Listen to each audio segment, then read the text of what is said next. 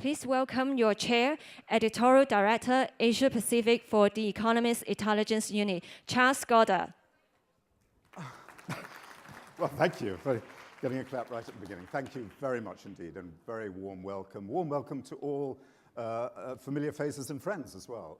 It's so good to be back again doing this event, one of the events that we are deeply passionate about at The Economist, and I'll tell you a little bit why in a second. My name is Charlie Goddard. I'm the editorial director for The Economist Group. I'm joined in my moderation today by Simon Baptist, the Global Chief Economist for The Economist Intelligence Unit. Just throw up your hand, Simon. There we go. And Naka Kondo, who's the Senior Editor for Thought Leadership, just in from Japan, as well as Michael Gold, who's also a Senior Editor for Thought Leadership here in Hong Kong. And Michael has been one of those people that's been instrumental in helping us grow and push this Pride and Prejudice series that we've had, and he's been particularly important in bringing our research together. He is leaving. This is his last day with us here. So those of you who know him, please do make sure that you get a chance to see him, speak to him today, as he's leaving for San Francisco. Luckily not leaving us, but leaving for our San Francisco office. Let me just say a few words about both why we're here, but also what we're going to be doing today.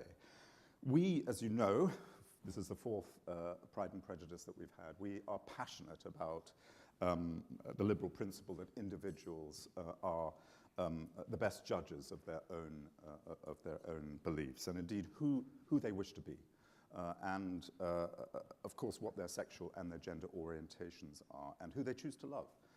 That is the reason we're here. So it's not always a straightforward discussion. And indeed, the differences of opinions amongst those that are really passionate about their beliefs and about rights are often quite challenging discussions, and certainly they're not uncommon. But I think in the context of what we're looking at today, we are facing many, many more difficult challenges still than those, the ones that we face between ourselves.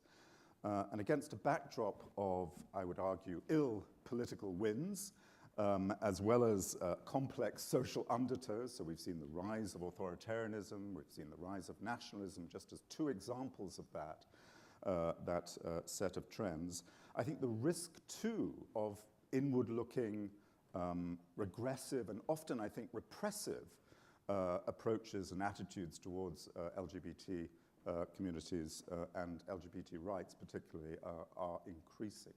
So let's just have a look a little bit around the region at that. We're in predominantly Muslim Bahasa-speaking countries, Indonesia, Malaysia, and of course Brunei, which has been in the news recently. I think a fragile and often really already frightening set of situations for the LGBT communities there, I think, are worsening. And significantly so. Our Spotlight on China session today, which I think will be a really interesting session before lunch, looks and discusses at how the political situation, the political space in China is tightening under President Xi Jinping, and indeed, so too, the space for LGBT advocacy and activism is tightening. As well.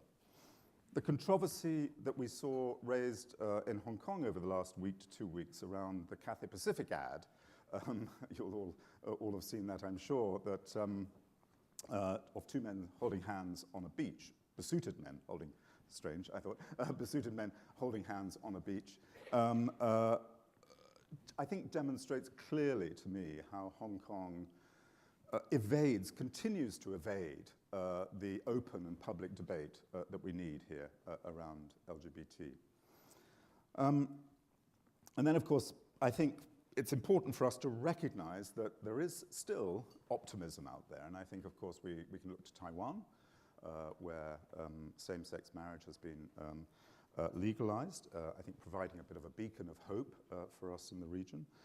The Spotlight on India session just after lunch will look at how wider momentum on LGBT rights and inclusion is being spurred, I think, by the 2018 Supreme Court ruling on overturning Section 377, which criminalized homosexual sex. So there are important sort of beacons of hope out there, but I think the atmosphere is still probably more negative than positive as we look across the region.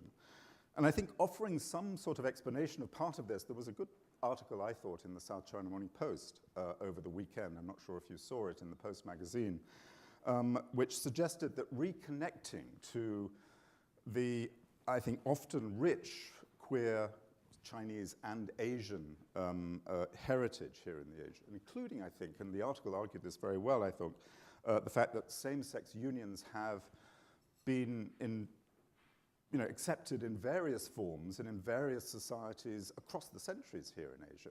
Reconnecting to that history and pushing aside or pushing back the narrative of Western colonial history and experiences here in the region, many of which were prompted by the British with anti-gay laws. I think that narrative might offer a path, the South China Morning Post article suggested, to looking back before one looks forward to try to drive a new conversation around LGBT rights. So, looking forward is our focus today, and I'm happy to say.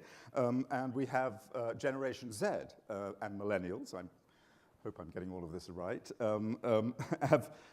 which have, I think, very, very different attitudes and expectations around LGBT rights and inclusion, both in society, more generally, and, of course, in the workplace. And the workplace has been traditionally one of the focuses of the Pride and Prejudice event.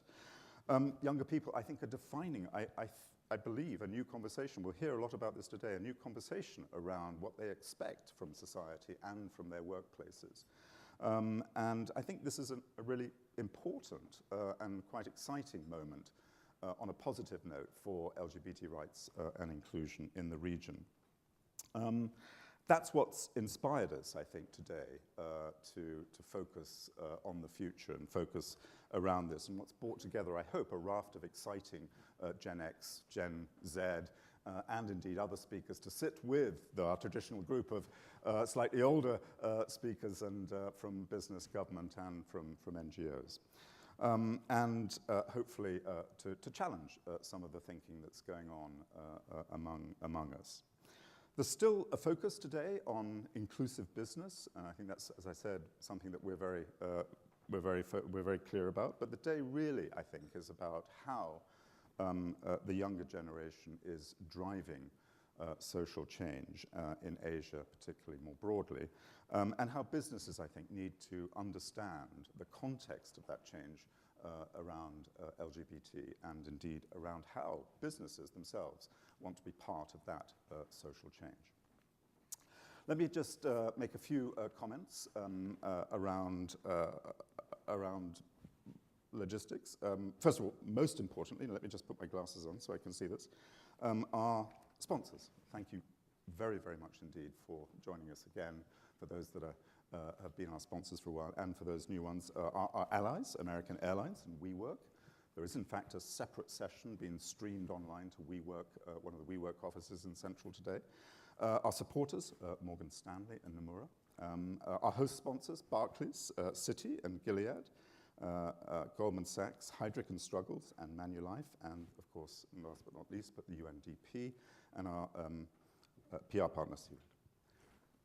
I think you have on your tables, or do we have on screens, your guide to the app. So do please be active on social media with us by tweeting your thoughts across the day using hashtag EconPride and following us on @EconomistEvents. You can download the app, as you can see here, the Economist Events app on the App Store, or scan the QR code. I think that's on your tents on the table.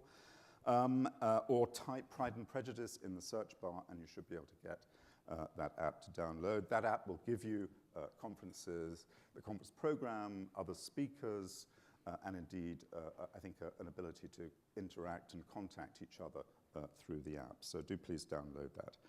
Of course, today is really not just about the people that are sitting on the stage, but it's about yourselves too.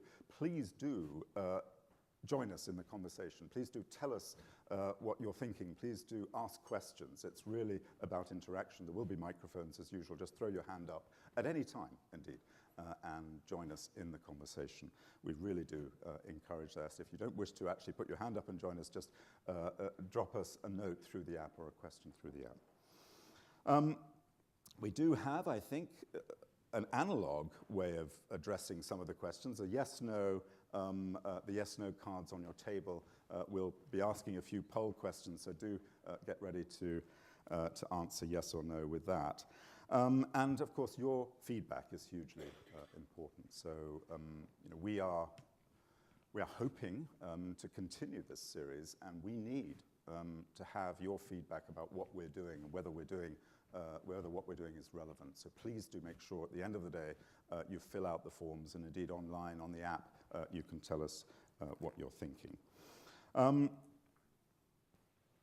We have networking as well, so do please make as much hay as you can in that process. And without further ado, I'm going to introduce Simon Baptist, who is going to take the first panel. Simon, do join. Thank you.